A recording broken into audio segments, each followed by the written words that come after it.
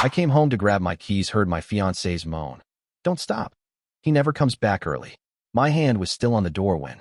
That Friday was supposed to be perfect. The firm had just approved my project proposal, and I'd left early, thinking I'd grab a quick lunch with Riley before heading to a client meeting downtown. She'd texted earlier that morning about working from home, complaining about deadlines and needing peace. I figured I'd surprise her with takeout from the cafe she loved. It's funny how small decisions, like forgetting your car keys, can change everything. When I pulled into the driveway, the curtains were half drawn, sunlight leaking through in uneven stripes. I remember thinking it looked peaceful, ordinary. I didn't knock. I never knocked. The front door opened easily, the way it always did. Inside smelled faintly of her perfume, citrus and something floral. I called her name once, then stopped, hearing something I shouldn't have. At first, it was just muffled noise, shuffling, maybe the TV. Then I heard her voice. Don't stop. He never comes back early. My hand was still on the doorknob. I didn't breathe for what felt like a full minute. The sentence replayed in my head like a cruel joke, something so absurd my brain refused to process it. When I finally moved, it wasn't a calm, rational decision. It was reflex. The bedroom door was half open. A pair of jeans lay on the floor next to a man's shoe. Inside, Riley's voice rose again, clearer this time, followed by a sound that made my stomach twist. I pushed the door. The first thing I saw was her hair, tangled, her face half hidden. The second was his hand on her waist. The third was the panic in both their eyes when the door slammed against the wall.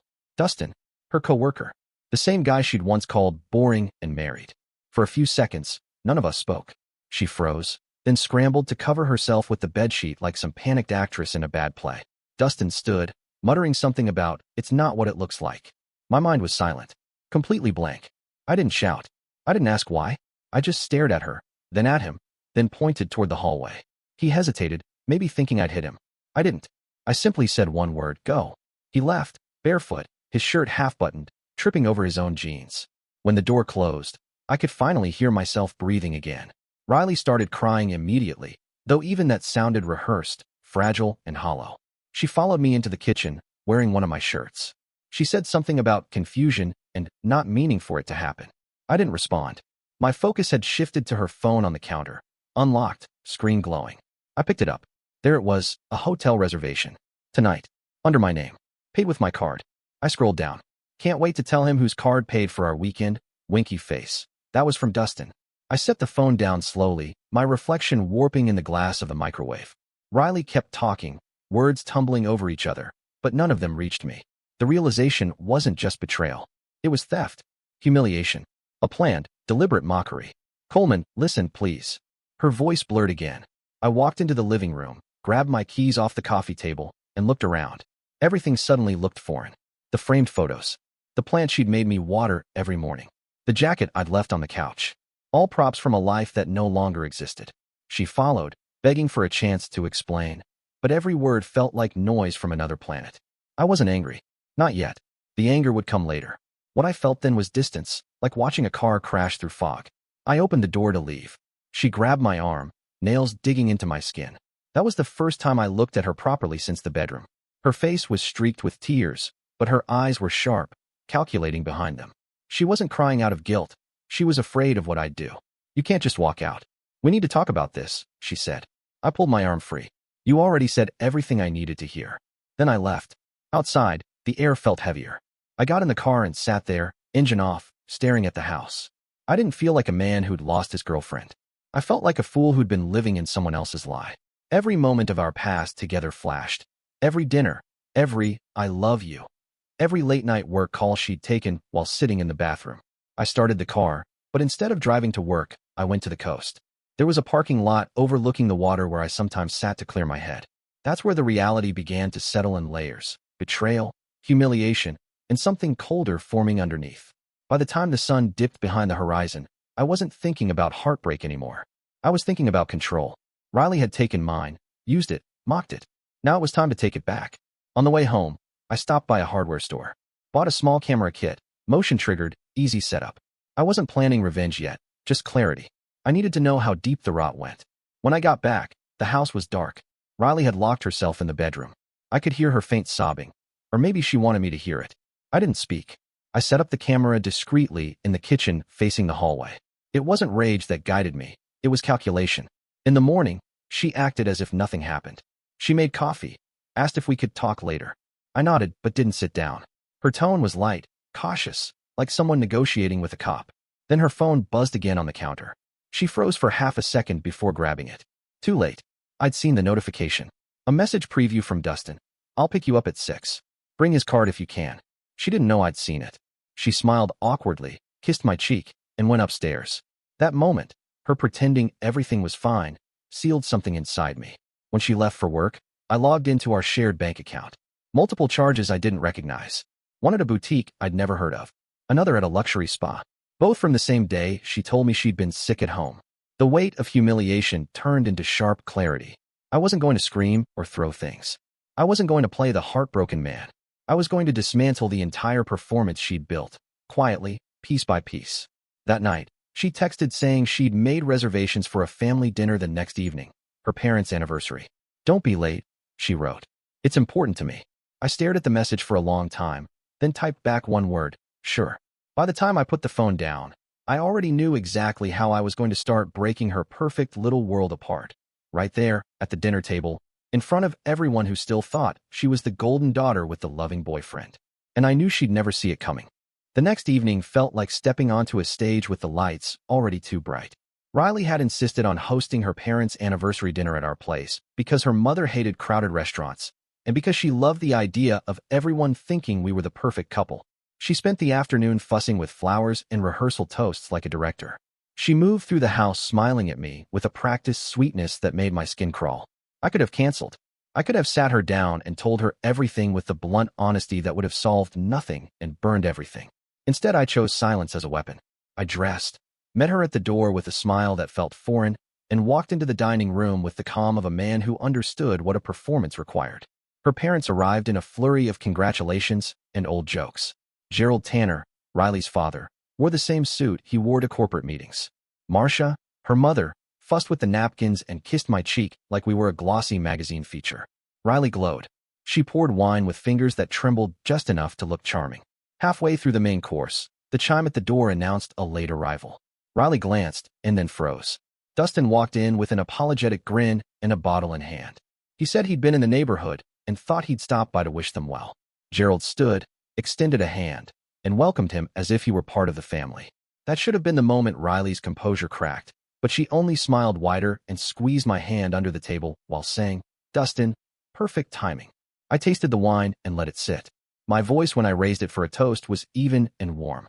To Gerald and Marcia, who made a home that still feels like the safe part of the world. I lifted my glass and watched Riley mirror me, practiced, automatic.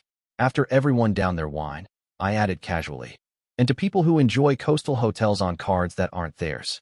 The room felt quiet enough to hear the pulse in my neck. Riley's smile thinned. Dustin's jaw tightened. Gerald's fork stopped halfway to his mouth. Marcia frowned and looked between us like a person trying to read a sentence that kept changing its meaning. "You're being odd," Riley whispered brittle. She tried to laugh, and it broke on her lips. Dustin excused himself and stepped outside. I followed, not because I needed to confront him, but because confrontation would produce fireworks I didn't yet plan to use.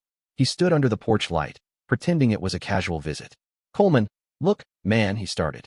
"You really picked the wrong house to be casual in," I said. He swallowed.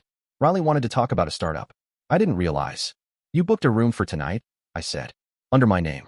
With my card. You told her to bring it. You planned to tell me I paid for nothing and move on." The bottle clinked in his hands. His face flushed. "That's not. You told her to use my account while you funneled money through a vendor at your firm," I continued. "You called it temporary borrowing. You called it investment. You called it whatever lets you sleep at night." Dustin's facade crumpled faster than I expected. He sputtered, then turned defensive. "You don't know what you're talking about," she said. "You told her to link transactions to our joint account so her father wouldn't spot them," I said. "That's what she said last night. You wanted to hide your transfers in the noise." He lurched back as if struck. "You can't prove any of that." I smiled in a way I hadn't before. "Maybe, but Gerald can.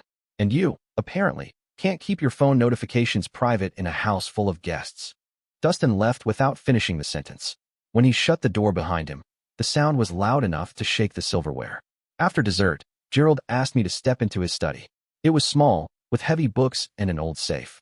He closed the door and sat across from me, hands folded. The man looked different with the pretense removed. He had the look of someone who had been told something that changed his mental geometry. Coleman, he began, voice measured. I know you and Riley have been close for a long time. I've seen the two of you at family dinners, at company events. But there's been something off in the accounts over the last 6 months. I thought it was auditing errors. I kept my face neutral. And Gerald sighed. There were transfers routed through a vendor I didn't authorize. When I traced them, they led to a new project Dustin was spearheading. I asked HR to look into it quietly. They were about to. Then your name came up as a payment source in the logs. We froze the accounts to avoid any more damage. You froze them? I echoed. Yes, he said. But we can't move without proof, and proof needs a clean hand. I didn't want to drag family through a scandal. But tonight I saw how she looked at you when Dustin arrived. I asked her mother a few questions. It's worse than I thought. My head was spinning with a different kind of vertigo now. This wasn't only about being betrayed in bed. This was corporate theft with my credit card as the mask. Riley had been rewriting our life while I thought I was building it. She's always been ambitious, Gerald said quietly. But ambitions have edges sometimes. If what I suspect is true, it could ruin more than her career. It could ruin this family.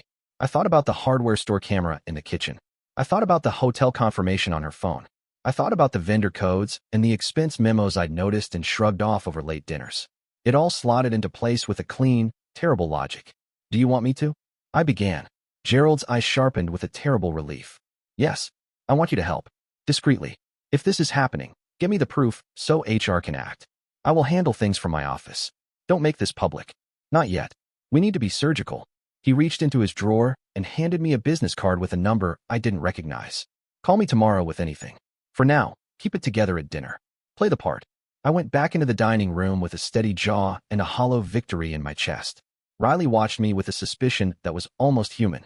She mouthed an apology, tiny and useless.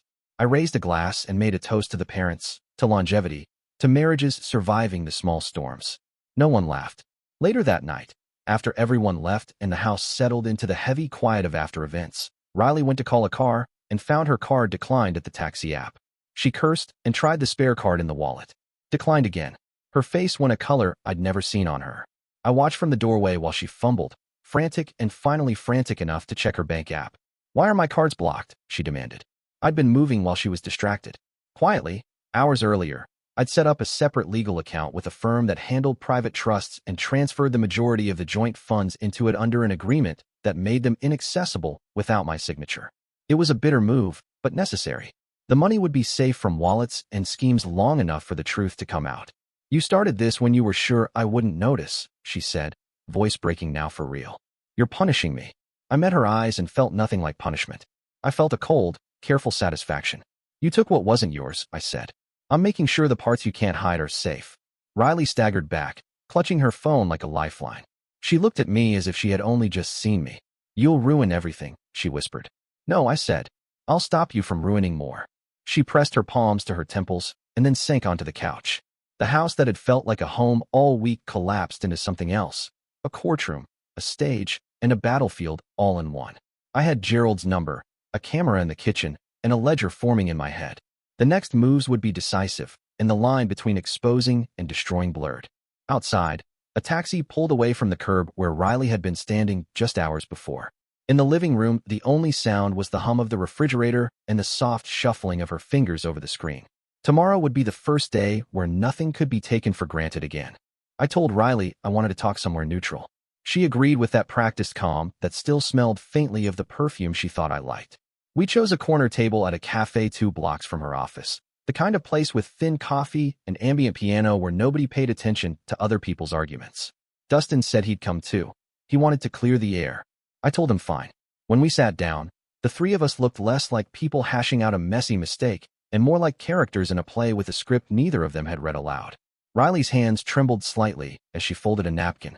Dustin kept checking his watch, as if time could rescue him. I felt calm in a way that surprised me. Calm feels like power when it follows shock. You could have just told me, Riley said immediately, eyes pleading. Coleman, why set up that account? Why move the funds without saying anything? My answer was simple and slow. Because I found out about the hotel reservation and a few charges. Because you were using my card for things you called temporary borrowing.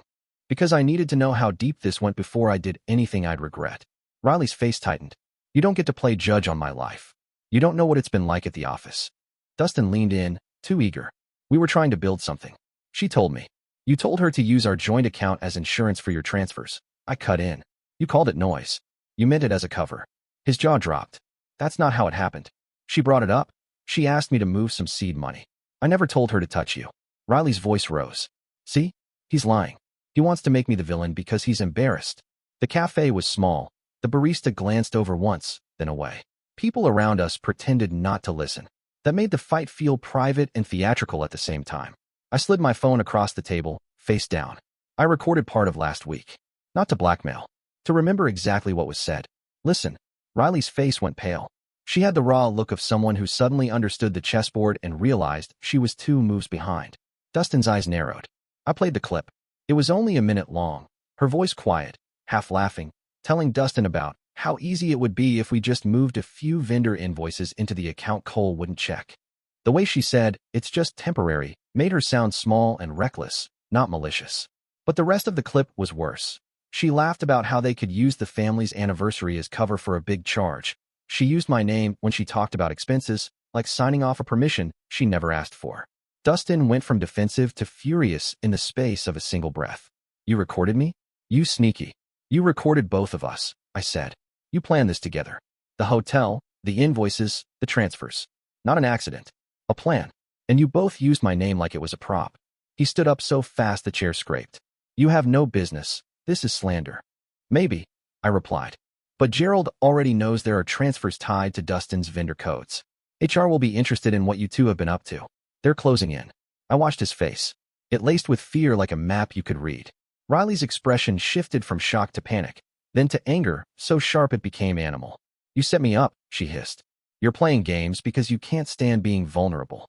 I recorded what you said because I needed to remember the truth. I said. I didn't set you up. You set this in motion. She stood then, chair scraping, hands pressed to the table as if to steady herself. Dustin, tell him. Tell him you did it. Tell him I didn't. Dustin's face hardened into something I hadn't seen before. A man who decided to survive by throwing someone else under the bus. He pointed at her like a prosecutor. She told me to do it. She told me I'd handle the transfers because I had access. She said if anything went wrong, she'd blame me. She said she'd make it look like I was the one taking shortcuts. The cafe's piano hummed oblivious. Riley's mouth opened, closed. Her face lost its color. She grabbed for his arm. No, you said. I said what? Dustin snapped. That she'd come up with the line about using Cole's account as a shield. I suggested a vendor. She signed off. If you want someone to blame, look no further. Heat left Riley's face in a sick rush.